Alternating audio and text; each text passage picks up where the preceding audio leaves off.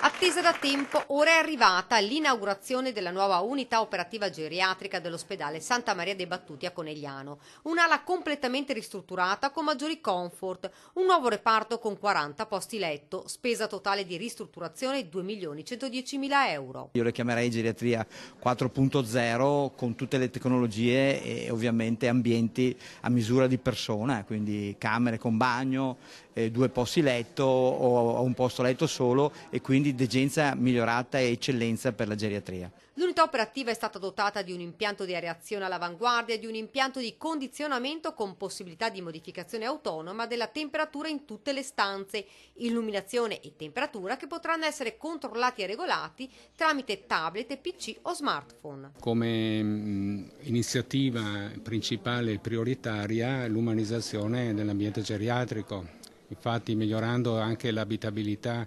della struttura di un reparto ospedaliero migliora anche la qualità dell'assistenza.